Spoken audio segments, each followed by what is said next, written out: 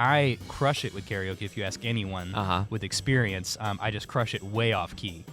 So I'm a hero on the karaoke. You just don't want to hear it. But I love to get the high notes. You're the hero we deserve, but not the one that we want. No one wants it. Yeah, you just deserve. You need someone to crush it on karaoke, so I'll do it for you.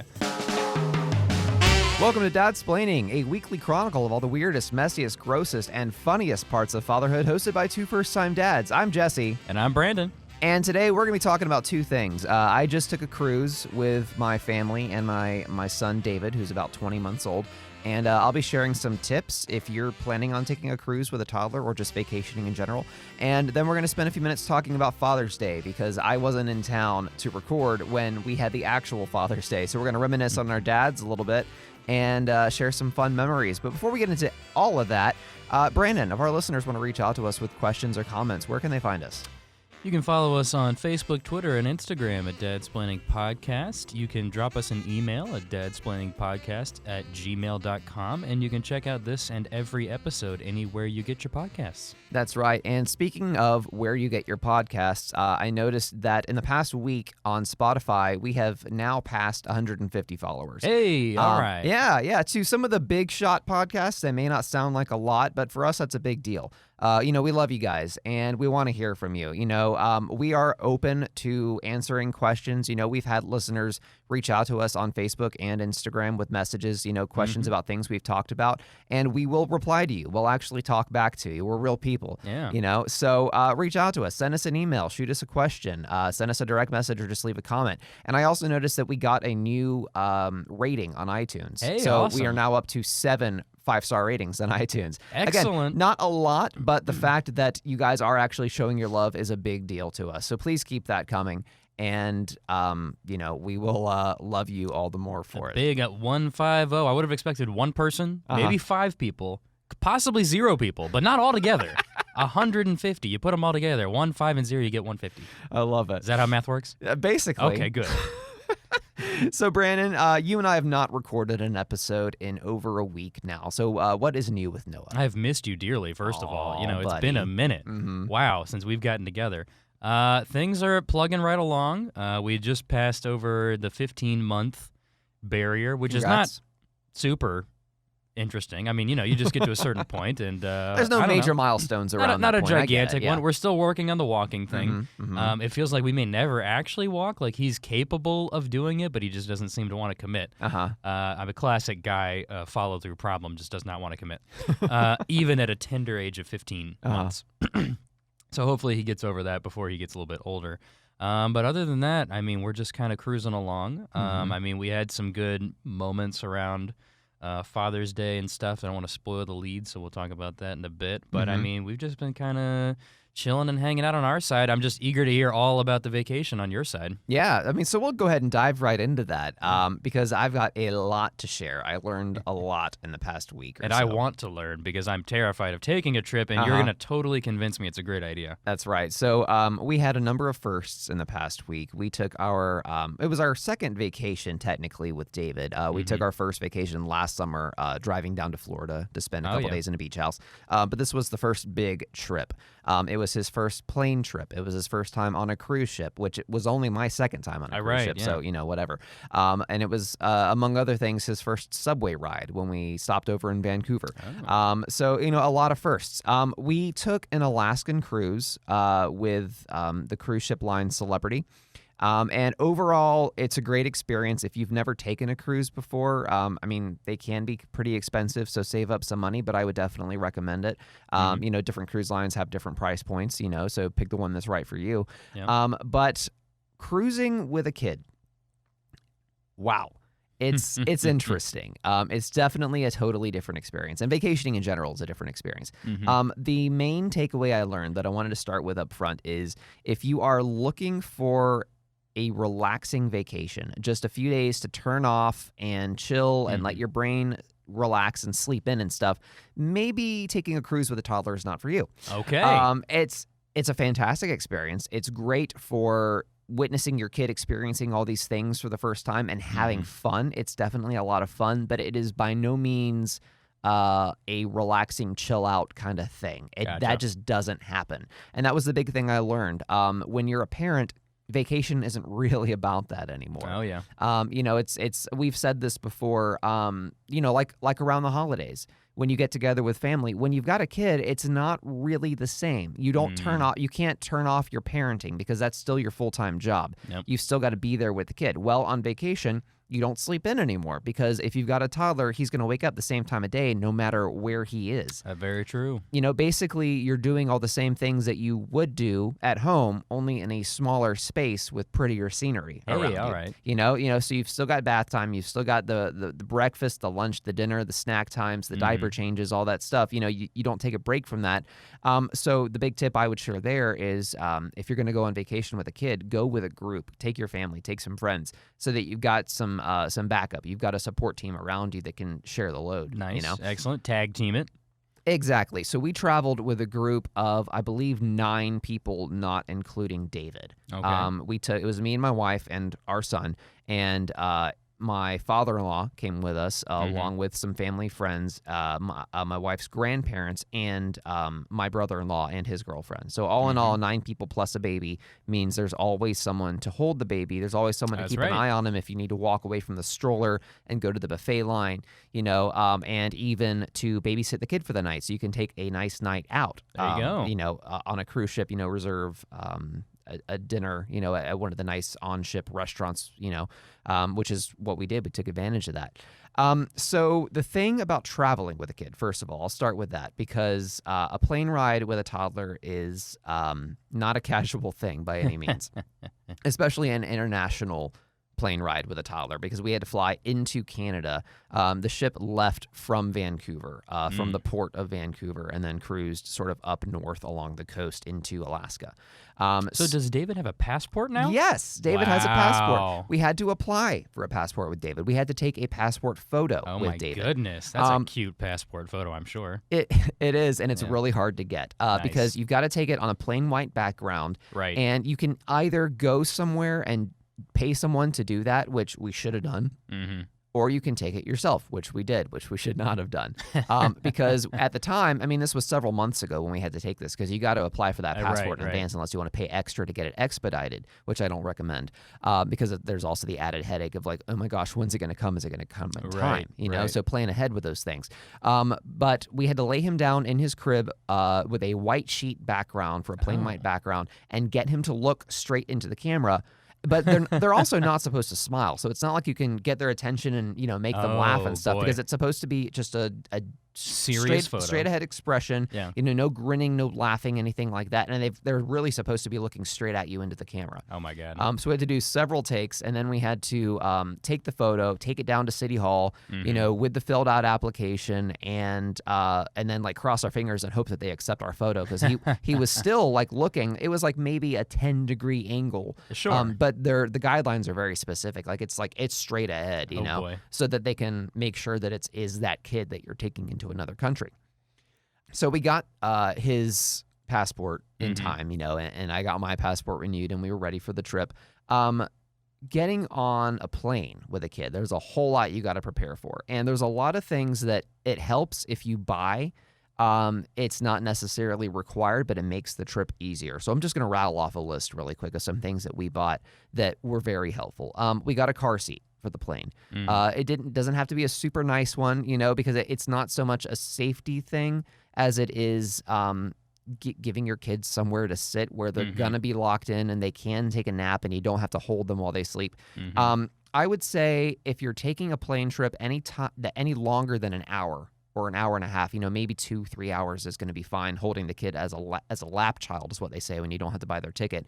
Any longer than that, I would highly recommend buying your kid a seat and getting a car seat for them to sit in. Gotcha. It just makes it easier. You don't have to hold them because if you're holding a kid for that plane ride, they're going to get restless, and when they fall asleep, you're going to get hot and sweaty holding them, and they're not going to be the most comfortable. So the car seat was definitely helpful. The problem with that is you got to carry a car seat onto an airplane. Oh boy.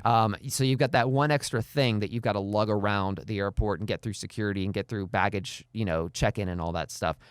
So we bought a car seat backpack. that you can stuff the car seat in and then throw over your shoulders. Wow. I'll post a picture of this thing to our Facebook because it looks ridiculous carrying it around. It sounds absurd. Yeah, exactly. If you've ever been in an airport, these days you've probably seen a mom or dad carrying one of these things on their shoulders, and it looks like you're lugging around a dead body. It really does. Like, it's that big. But it's very, very helpful. The only downside is it is cumbersome and you can't see it. So you are going to bump into somebody. Oh, perfect. You are going to have to apologize to people as you're making your way down the aisle to your seat. Sorry, I'm going to knock you in the head, especially if the airline does not board families with children first, which they usually do. Yeah. But sometimes they'll say to our first class passengers, you can board and then our families. Then which the is, families, yes. Then you're going to knock some heads. But very helpful. And you can also stuff other things in there if you don't have room in your luggage. We took that to advantage of that. We bought a travel tray to wrap around and stick in front of him in the car seat on the plane, so he's got something to play with, something to eat snacks off of. That's great because he's going to get distracted, especially on a long flight. We bought little activities like a magnet fun book so he can play with magnets and stick them around and it doesn't get everywhere and doesn't make a mess. We bought a head support, basically just a strap to put over his head so that when he falls asleep, his head isn't knocking all around while he's on the airplane. That's actually pretty helpful. That's something I would recommend. Let's see. We bought a little travel backpack for him to wear. It's cute. It looks like an airplane. Yeah, exactly. Yeah. You can stick your stuffed animals and blankets inside of it. Don't count on your kid actually wanting to wear it. We bought it for him. He loved it at first, and then when it came time to go to the airport the morning of the trip, he refused to wear it. So we had to stuff it inside one of our bags. Yeah, fun stuff. So there were a couple things that we bought that we just did not use. We bought him a pair of headphones so that he could watch movies on the plane. He refused to wear them. It was $14, not a huge expense, but I would maybe test the waters with your kid if you're going to buy a pair of headphones, see if he'll actually wear them, because if they're a toddler like mine, there's a good chance that he just won't want to wear them. The good news is kids are distracted by visuals, whether or not they can hear what's going on, so he just watched Frozen, with the sound off for the flight, which was fine. So that got us into Canada, and then we left for the cruise from there. Another thing you have to understand as a traveling parent is that anything that can go wrong will go wrong. Perfect. And just accept it and accept the fact that you're going to be a messy, loud, obnoxious parent with a screaming kid, and then move on from there. Great. I'm getting hype. Exactly. Yeah. We were lucky. David is a good traveler on the airplane. He did not throw a tantrum. He did not scream. He did not have a blowout, which was our number one nightmare scenario. I mean, of course. Did not happen on the plane. I say on the plane because it does happen later. I'll get to that in a bit. So this isn't going to affect everybody, but just accept the fact that bad luck is going to follow you around if you're traveling as a parent with a kid. I got detained in Vancouver. You got detained? What did you do? I didn't do anything. A man with my exact first and last name and birthday was wanted by police in Canada. Someone who's your doppelganger? Yeah. Your exact age, your exact name. Yep. I actually looked him up. He actually looks a little bit like me, except he has a neck tattoo. Okay. That's where it goes off the rails. Exactly. Okay, yeah. So they detained me at customs. They stopped me as soon as they saw my name. They had an officer escort me to the back. Oh my and God. we sat there waiting with David for a while. And eventually they look at me. They review my passport. They say, "Have you ever been to Canada?" I said, "No." I said, "Okay, you're not the guy. See ya." Okay. And then they just sent us on our way. So it wasn't that long. Okay. It wasn't that bad, but it just felt like an omen. It felt like, okay, this is God punishing me for traveling with a kid. Something bad's going to happen. If you're traveling to another country, there are going to be different laws and different rules that you're going to have to kind of adapt to. Taxis.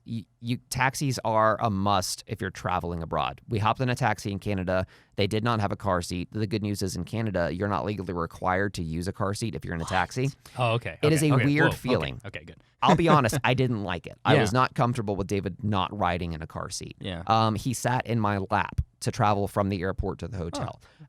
It was fine. Everything went fine. Of course, if you get an fender bender, there's a higher chance that he's going to get injured. Sure. He did poop while he was sitting in my lap, which I was I was very nervous that was going to be a blowout scenario, and it wasn't. There was a blowout scenario later on. Like I said, I'll get to that. We're just building up, literally. Yes, we are building up to the payoff. So if you're traveling to another country or to a place outside of your natural environment, you're not going to have cell phone range. So if you get separated from your group, like my wife and I did many times. It's going to be hard to get in touch with them. Something that actually my intern recommended to me after the fact that I'm going to do next time is buy walkie-talkies. If you're traveling in a group, oh my God, and you're going to and you're going to a place that doesn't have cell phone range, buy walkie-talkies, especially if you're not going to be that far from each other. Wow. Otherwise, you can maybe pay for an international phone plan or buy Wi-Fi if you're going to a hotel or a cruise ship. But you got to figure out a way to get in touch with people to figure out where are you going to meet. If you get separated, how do you get to the hotel, that kind of thing. Because I didn't know the plan many times. I was just kind of blindly following, which is probably not the smartest idea. But it'll really help kind of alleviate. So what you're saying is when you set out to plan for a trip, you really need to have a what happens if I get detained plan B option baked in. Yeah. If I get separated from the group because I've been arrested, I need to know how I can catch back up with you. Exactly. Yeah, okay. That's the gist of it. Good. Yeah. So we made it onto the cruise ship. We had a lot of fun. Like I said, you don't really get to sleep in, especially if you're crossing over time zones, because David's going to wake up at the same time of day, no matter what day, no matter what time it actually is. Babies will get sick on cruise ships. David got sick the last day. We had to take him down to the medical facility. It was just a cold. He probably caught something from one of the other 1,000 passengers, that are from all over the world. If you are on a cruise ship and you do need to use the medical facility, my advice is not to go overnight because they charge more. They told us this. They said if you can wait till 8 a.m., it'll cost less. Interesting. They charge you directly, and then you got to work out the insurance afterward, depending on what cruise line you're on. So just some things to keep in mind. If you're traveling with a kid, kids get sick really easily. Their immune systems suck. Just be prepared for that. And bring like first aid kits and all your general stuff. Sure. It also, I would say, really helps to keep your room organized. Ashley's fantastic at this because she's an organizational genius. She bought an over-the-door organizer because you don't have a lot of room, depending on what kind of room you're in. Right. So you got to make the best of the space that you have. This over-the-door organizer, it's basically made for shoes. But you can stuff anything in there. So we stuffed all of his supplies in there. Diapers, saline spray for his nose, wipes, first aid supplies, snacks, that kind of thing. Sure. So that we could just grab and go as we were leaving the cabin to do our thing. Somebody's a thinker. Wow. Yeah, Ashley's a thinker. I'm not. I wouldn't have thought of that. Oh, you know what I mean? No. You're a felon. You didn't know it. Exactly. Yeah. But it frees up space because you don't have that many drawers. Buy a surge protector, or power strip is the word I'm thinking of. Because you may only have one outlet in your room, and you need to charge your phones and camera batteries and stuff like that overnight. One thing I did not mention earlier is a collapsible stroller. That's a must for traveling, especially through the airport. The good news is most airlines will let you stow that, and they won't count it as a carry-on. Right. So if you've got something that you can get really compact and then stuff in the overhead bin, that is very, very helpful for getting through the airport, getting around on a cruise ship. If you're on land, obviously, going out on excursions, that kind of thing. Definitely way easier to do than just carrying your child everywhere, especially if they don't walk very fast yet, which David doesn't do. They can range in price. If you've already got one that's pretty portable, just use that. But ours are kind of big, so we bought a $200 stroller off of Amazon. Amazon was our best friend. Like before the trip, we had probably 15 packages come in, with just stuff to prepare. Ashley also bought like travel hangers and magnetic hooks because the walls in a cruise ship in your cabin, you can stick magnets to the walls and the ceiling. So because you don't have a lot of closet space or drawer space, we use that to hang up jackets and backpacks and umbrellas and that kind of stuff. And that fancy. Exactly, it really helped. To go back to the fact that you don't get to sleep in. Your kid is going to be right there in the room with you. Request a pack and play if you can. But whether you're in a hotel or a cruise ship cabin, they're going to be close to you. So they're going to be rolling around at night and waking up crying and all that stuff. If you're at the age where your kid is now in another room at home, that's going to be kind of a culture shock to go back to that. Oh, yeah. So we did not get a full night's sleep because, 2 a.m. he wakes up crying. We got to put him back down, or maybe we got to put him in bed with us. And he's not used to it. He's sleeping in a new environment. He's not going to be comfortable. He's not going to sleep all the way through the night. It's just not going to happen. So neither are you anymore. But it sounds great. Exactly. But despite all of that, it is still a worthwhile experience. definitely take the time to take a vacation with your kid if you can plan it, because even if they're not at the age where they're going to make memories, because David is not going to remember this trip, but we are going to make memories as parents, seeing his first experiences, his first time seeing whales or seeing a seagull up close, which was probably the most excited I saw him on the trip, believe it or not. Like, nice. Whales, awesome. There's a glacier. Oh, big freaking deal. There's a seagull. What? Yes. And, so seeing the sort of the excitement on their face at seeing and trying new things is worth it alone. But and all of that offsets the negatives, like him sticking his foot in my wife's plate of curry on the first day, the first meal on the ship. How?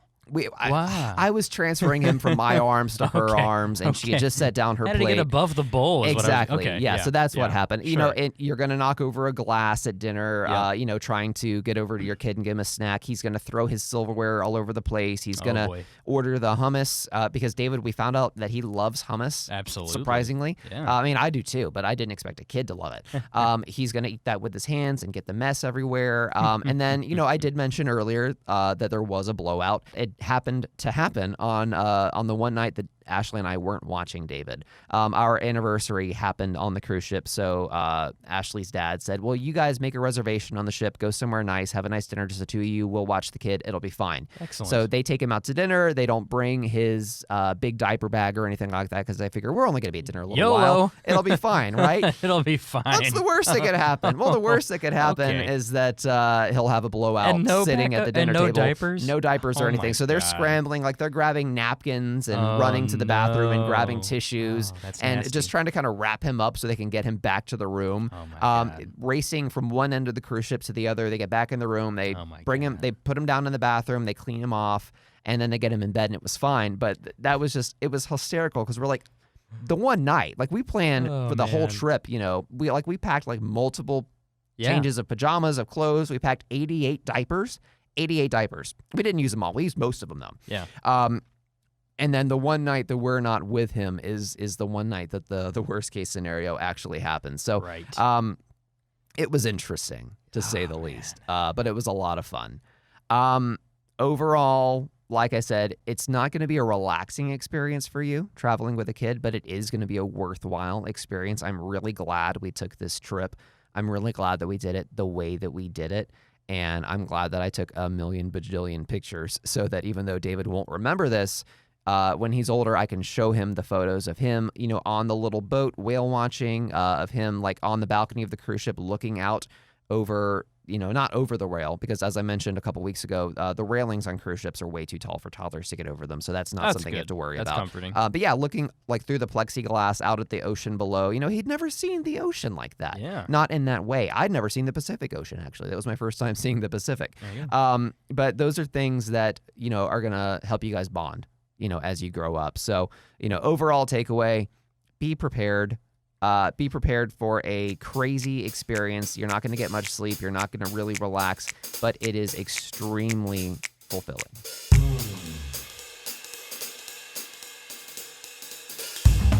So that's about all I have to say for vacationing and traveling with a kid for today. Now, I want to change the subject and talk a little bit about Father's Day. We missed Father's Day here at Dadsplaining.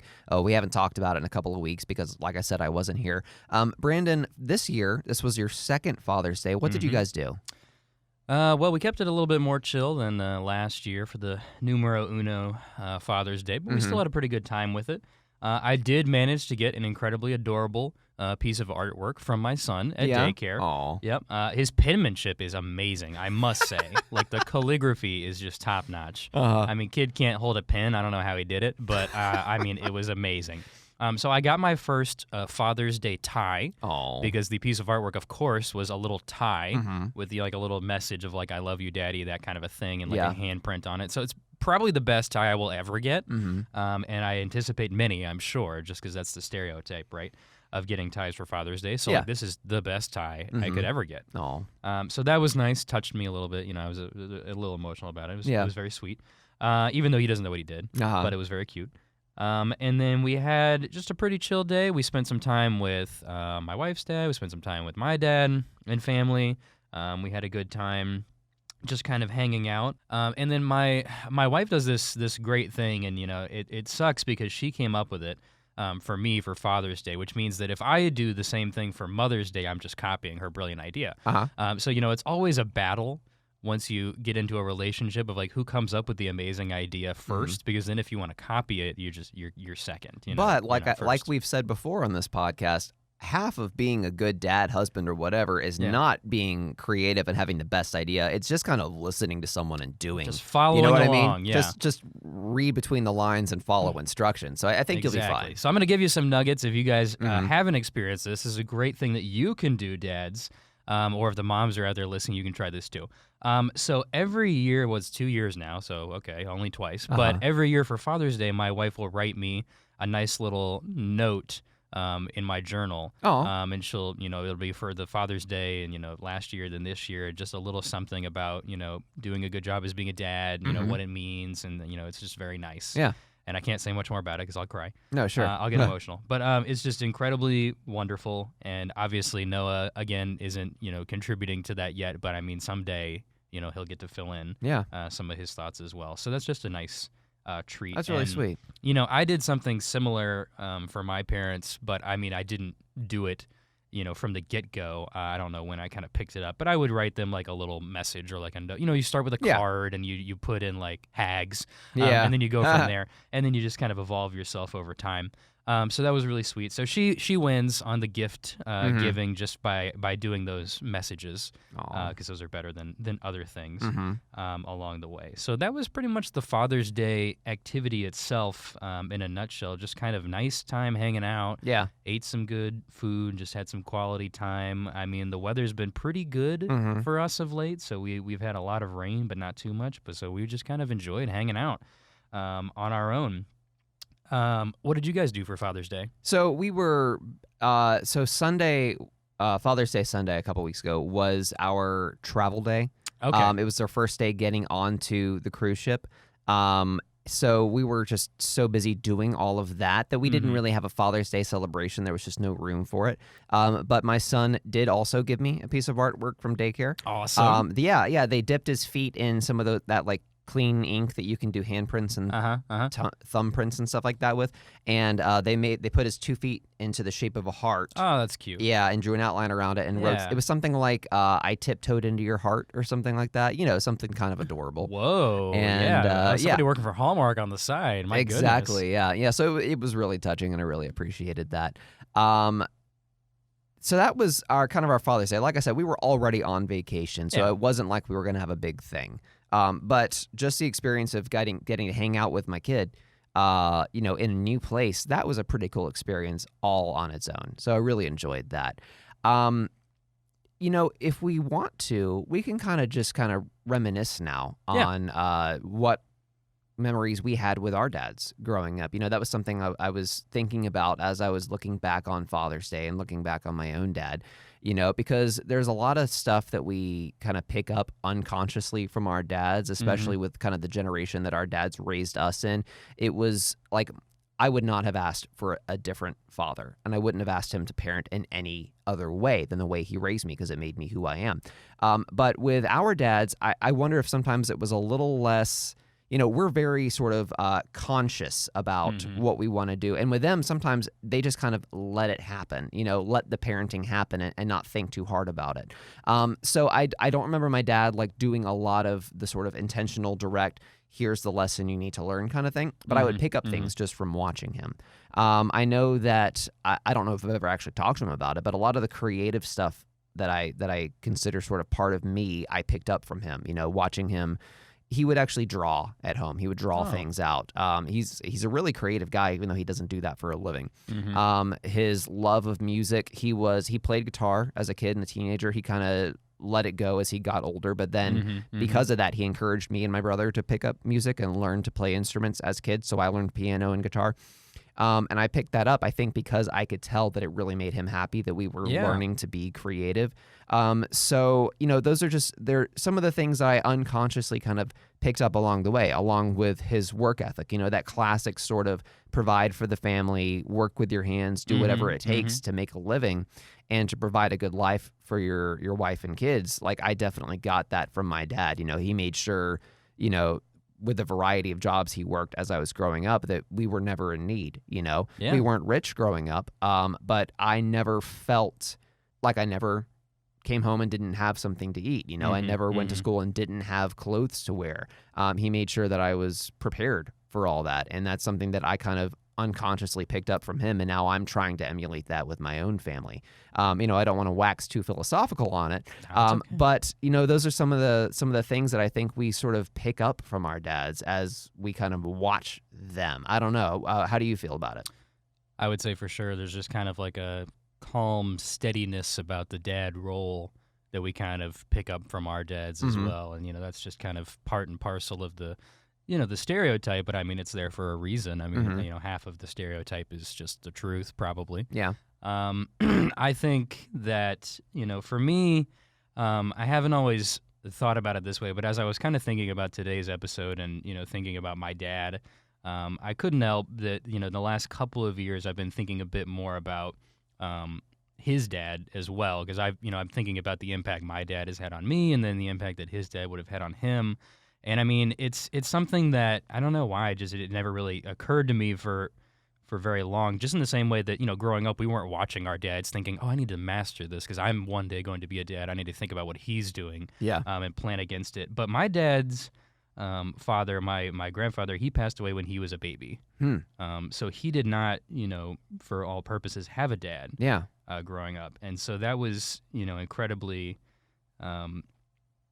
not common, right? So, I mean, it's just like, I have to wonder, like, we have so much that we just kind of pick up from our dads, and it's just like, well, you have a dad, so you're going to kind of learn the ropes, and he didn't have it, and I don't, I mean, it's just like, it's probably good I don't think about it, because, I mean, it's a little sad, of course, and I just don't, I think about all the good things I picked up from my dad, and I certainly wish that he had something similar. Right. I will say that my grandmother, his mom is amazing, and one of my favorite people, of course. And she's just been an amazing dual parent. And we talk about how Father's Day, there's father figures that aren't dads. I mean, she obviously fulfilled the role very well. Yeah. Of just being a parent and the one that was necessary. So I mean, she did a fantastic job, and I have a fantastic dad, and that's going to be because of her.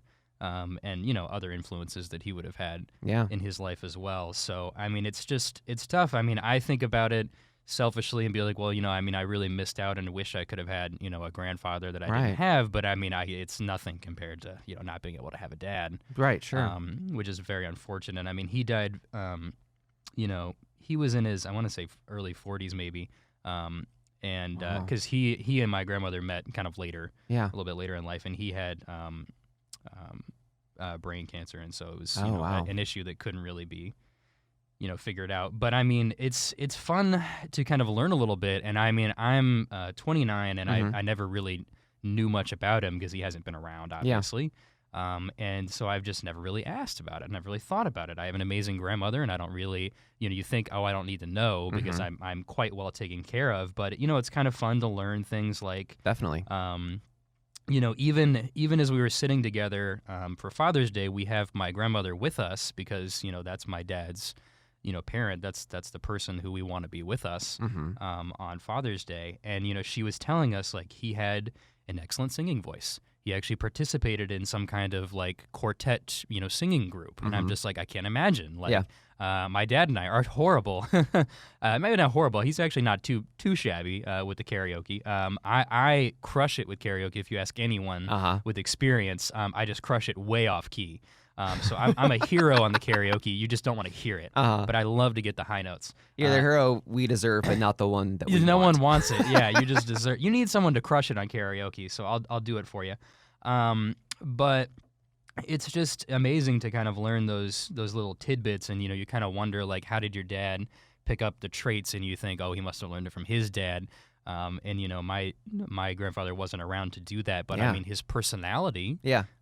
was still kind of there. He was a very even-keeled. My grandmother described him as jovial, but in a dignified way. Interesting. So I just love the idea of dignified jovial. Yeah. Where I you're think just of like a duke or something. a good hearty laugh, but Yeah. like a ha ha ha ha. Yeah. I'm a duke, or Yeah. I'm laughing at your joke gesture. Yeah, exactly. So I miss someone I don't know Yeah. or have never known. No, but it for was sure, man. a nice experience to keep learning more about it. So I mean, if that applies to you, I would just say try to learn more, because I just don't know enough, and I wish I knew more. But I do know a few things about my dad. Yeah.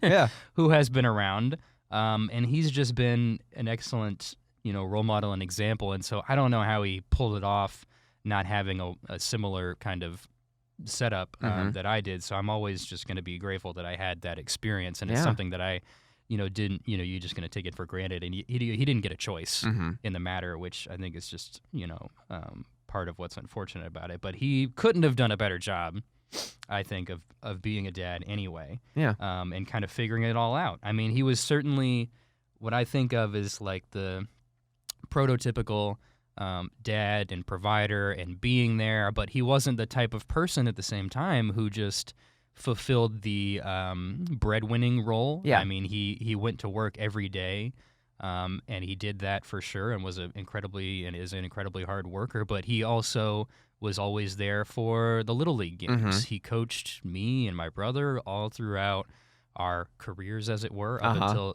we hit 15 and we hit the free agent market. And, so basketball, baseball, all year round, I mean, he loved doing it. He loved being incredibly active. And, I can just see that same thing happening. He loves spending time with my son and playing with him. Sometimes, like, a little too much. He's like, hurry up and start walking and running and throwing. And I'm like, let's slow this down a little bit. Yeah.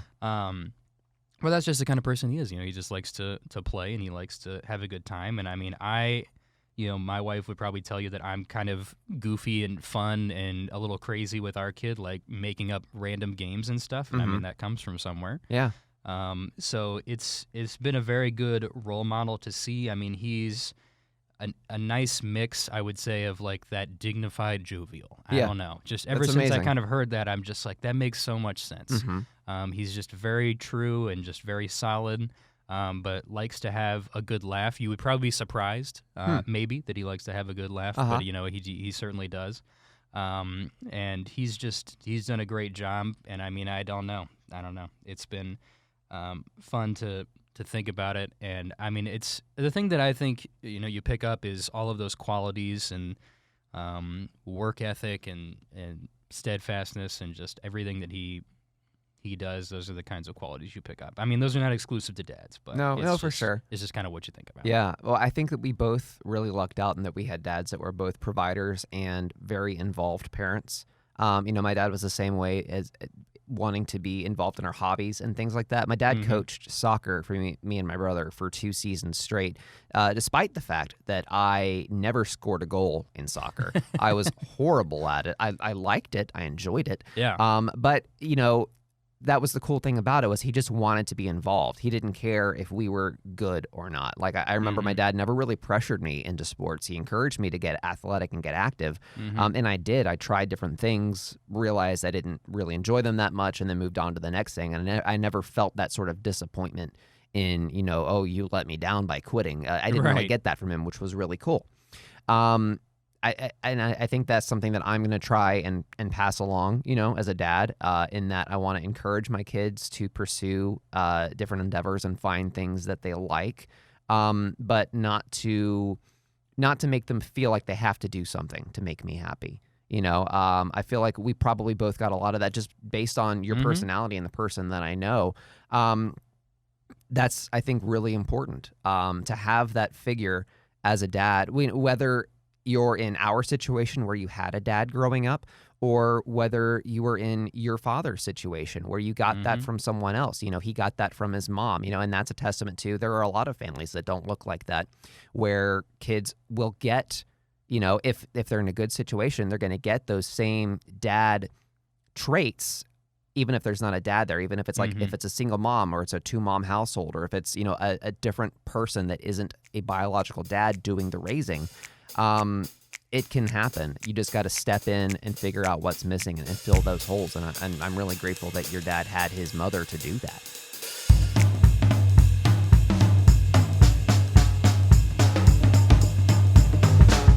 So before we close out today, I posted a question on Facebook. You know, what are some of your favorite memories of your dad growing up that I wanted to throw into the mix here? And I got a lot of cool comments. Karina, who, if you guys remember several episodes back, was a guest on our show. She mentioned that her dad came up with a creative nickname for her. You know, it was, so I don't know how you get this from Karina, but her nickname was, I don't know if I'm pronouncing this right, Camping Ping. Camping Ping, or Comping Ping maybe. She doesn't know where she got it from, but he would actually turn it into a song and sing it to her as she was driving around. So now she's passed that on to her own kid, which I think is really cute. Jay Lee says he could never, her favorite memory was that he could never find anything in the refrigerator, which sounds like a classic Where dad are my move. keys? They're right in front of you. Exactly. Okay. Yeah. Same thing I do every day. Daniel says his favorite memory, this is interesting, was when his dad threw out his back yelling at a Falcons game. Fandom dies hard here in Atlanta. Exactly. Yeah. JD says his favorite quote from his father was, sometimes your hurry up slows you down, which there's a lesson in there, you know. I love it. It's folksy and wonderful. Exactly. Yeah, don't move through life too fast, I guess is what he's saying. Molly says her favorite memories are when we would wake up on Saturday mornings, have pancakes the size of my face, and then read the funnies. Those are the things I remember with my dad. The quiet moments where nothing was planned and we could just hang out over pancakes. Oh, I love Saturday breakfast, man. Exactly. I love making breakfast. Yeah, yeah. And then to close it out, Tom, I said, what are your favorite memories of your dad growing up? Tom says, I don't remember my dad growing up. Classic dad joke there. I think that's a good place to close. So until next time, Brandon, if our listeners want to reach out to us with questions or comments, once again, where can they find us? You can check out all of our episodes on Facebook Live like we're doing right now. So follow us on Facebook, Twitter, or Instagram at Dadsplaining Podcast. If you want to catch the episode later, you can get it anywhere you get your podcasts. And if you want to send us any feedback, reach out to us with a note, send us a question, you can get us at dadsplainingpodcast@gmail.com. That's right. And I can't believe I haven't mentioned this before on the show, but we've actually also started a Facebook group. It is called Dadsplaining, a Fatherhood Group. There hasn't been a whole lot happening in it yet. We've just started it up. But if you go on Facebook, search Dadsplaining, a Fatherhood Group, or you can just go onto our page. I've posted a link to it there. I want it to be, what we're thinking is it's a great place for dads to share tips, to ask questions, you know, to connect with each other, especially if they're not living in a place where they know other dads, that they can just walk next door and ask a question. You know, use that internet, you know, to get rid of the distance between us, you know, and ask your question to someone. That's what I'm hoping it'll be. So feel free to join. Feel free to post some questions, post some funny links, whatever, you know, whatever works for you. And while you're at it, drop us a rating and a review on your favorite podcasting app. I mentioned that we got a new rating on iTunes, which is really exciting for us. So we love hearing from you guys. Brandon, what are we going to talk about next week? Well, I think next week we're going to try to get another guest in here. That's right. And see what we're going to talk about. So, Jesse, it's actually your guest. So why don't you tell me? God, I need another cup of coffee. Listen, I'm a professional. I take it and I run with it. We're good to go. That was great. Yeah, next week we're actually going to talk with my friend Ryan. He's a co-worker with me here at Cox Media Group. He recently had the birth of his first child. He's going to talk about the birth experience, the pregnancy, all the things that he didn't expect as he became a dad. So that's going to be a lot of fun. And until next time, I'm Jesse. And I'm Brandon. And this week's dad joke comes courtesy of the whale watching expedition I took on my cruise. The guy told this zinger, what is a whale's favorite place to go to listen to music? I have no idea. The orchestra. Orchestra. They don't get any better from here, folks. They only get worse. We'll see you next time.